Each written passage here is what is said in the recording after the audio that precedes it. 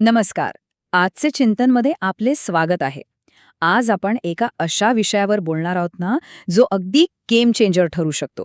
आपण एका अतिशय सखोल आणि कालजयी अशा मानसशास्त्रीय संकल्पनेचा वेध घेणार आहोत. संत तुकाराम महाराजांचा हा एक अद्भुत असा मास्टर क्लास आहे.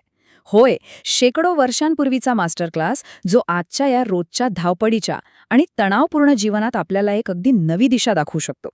तर एका समाधानी मनाची रचना नक्की असते तरी कशी आणि त्याचा आपल्या यशाशी कसा थेट संबंध आहे, हेच आज आपण उलगडून पाहणार आहोत. आता एक विचार करूया. आयुष्यात जेव्हा अचानक एखादं संकट येतं किंवा अगदी अनपेक्षितपणे पदरी निराशा पडते, तेव्हा आपण नेमकी कशी प्रतिक्रिया देतो?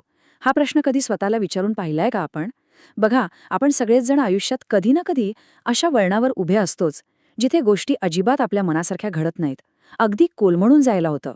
अशा वेळी परिस्थितीला दोष देत खचून जायचं की त्यातूनही मार्ग काढत शांतपणे पुढे जायचं, हा सर्वस्वी आपला निर्णय असतो. आणि सगळ्यात महत्त्वाची गोष्ट म्हणजे आपली हीच एक निवड आपलं पुढचं आयुष्य आणि पर्यायाने आपलं यश ठरवत असते. आणि याच अत्यंत महत्त्वाच्या प्रश्नाचं उत्तर संत तुकाराम महाराजांनी अतिशय सोप्या पण तितक्याच सखोल शब्दांत देऊन ठेवलंय. आणि तेही शेकडो वर्षांपूर्वी. ही ओवी लक्ष देऊन ऐका. मन करारे प्रसन्न सर्व सिद्धीचे कारण, ठेविले अनंती तैसेची राहावे, चित्ती असू द्या समाधान. काय अप्रतिम मूळ आहे ना.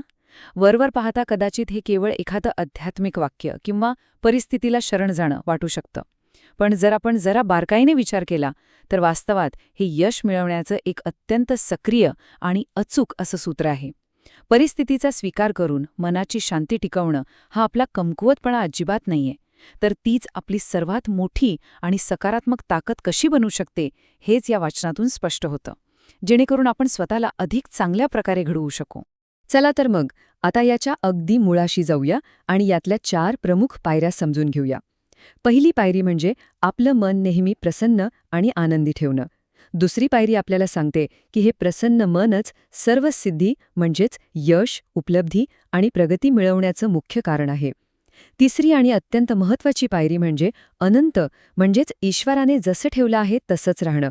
जे काही घडतंय ते ईश्वराची इच्छा मानून मोकळ्या मनाने स्वीकारणं.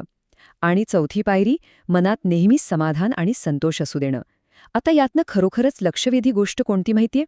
जेव्हा आपण आपलं मन आनंदी ठेवतो ना, तेव्हा आपण नैसर्गिकरित्या सकारात्मक ऊर्जा आणि प्रगतीकडे आकर्षित होतो. ही केवळ एक साधी भावना नाही, तर ती यशाला अक्षरशः चुंबकासारखी खेचून आणणारी एक प्रचंड मोठी शक्ती आहे. आता हेच सगळं आपण एका अगदी रोजच्या व्यवहारातल्या उदाहरणावरून पाहूया. समजा आपण एखाद्या कार्यालयात खूप मेहनत करून काम करत आहोत आणि अपेक्षित असलेली बढती म्हणजेच प्रमोशन आपल्याला मिळालं नाही. आता पहिली प्रतिक्रिया बघा. प्रचंड निराशा, राग, मन पूर्णपणे खराब होतं, कामात अजिबात लक्ष लागत नाही, सहकाऱ्यांशी किंवा घरातल्यांशी विनाकारण वाद होतात, रात्रीची झोप उडते आणि या सगळ्याचा अंतिम परिणाम काय होतो? तर आणखी अपयश. ही एक अतिशय वेगाने खाली जाणारी विनाशाची मालिकाच आहे. पण आता दुसरा मार्ग पाहूया. हा मार्ग अतिशय सुंदर रीतीने स्पष्ट करतो की ओवीचा मार्ग यापेक्षा किती वेगळा आणि विधायक आहे. प्रमोशन न मिळाल्यावरही जर आपण असा विचार केला की ठीक आहे, ईश्वराने जे ठेवले तेच बरं, यातच माझं काहीतरी हित दडलं असेल, तर काय होतं? आपण आपलं मन विनाकारण दुःखी न करता प्रसन्न ठेवतो. दुसऱ्या दिवशी आपण त्यात शांत आणि खंबीर उत्साहाने पुन्हा कामाला लागतो. परिणामी आपली कामगिरी अधिक सुधारते आणि पुढच्या वेळी नक्कीच बढती मिळते, किंवा काय सांगावं, त्याहून एखादी मोठी संधी चालून येते. हीच तुलना आता आपण एका विद्यार्थ्याच्या बाबतीत करून पाहूया. म्हणजे हा विचार प्रत्यक्ष कसा काम करतो हे अधिक स्पष्ट होईल. समजा एखाद्या विद्यार्थ्याला परीक्षेत कमी गुण मिळाले. जर तो फक्त रडत बसला तर साहजिकच त्याचं मन पूर्णपणे निराश होईल आणि पुढच्या परीक्षेची कोणतीच तयारी त्याच्याकडून होणार नाही. निराशा ही अतिशय वेगाने आपली ऊर्जा शोषून घेते, हे तर नक्की. पण याच जागी या ओवीचा मार्ग कसा मदत करतो ते बघा. जर त्याने स्वतःला असं समजावलं की ईश्वराने जे दिले तेच योग्य आहे, आता मी माझ्या याच चुकांमधून शिकून अधिक चांगला अभ्यास करेन, तर काय होईल? त्याचं मन शांत आणि प्रसन्न राहील. आणि हीच शांतता त्याला स्वतःला अधिक घडवण्यासाठी आणि अधिक मेहनत करण्यासाठी एक नवी उमेद देईल. म्हणजे बघा, परिस्थितीचा स्वीकार करणं म्हणजे हार मानणं नव्हे बरं का, तर दुप्पट ताकदीने पुन्हा उभं राहणं होय. आणि अगदी इथूनच आपण या संपूर्ण चिंतनाच्या एका अत्यंत महत्त्वाच्या निष्कर्षापर्यंत पोहोचतो. आता हे सामायिक सूत्र पहा.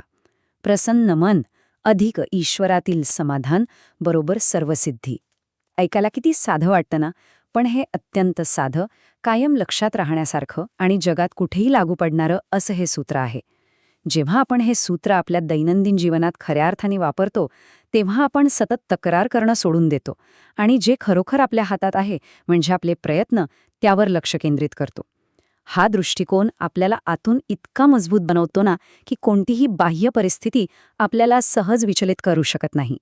हे तत्त्व आपण आयुष्यात जितकं जास्त पाळू, तितकं आपण स्वतःला अधिक सक्षम बनू आणि साहजिकच अधिक आनंदी आणि यशस्वी हो.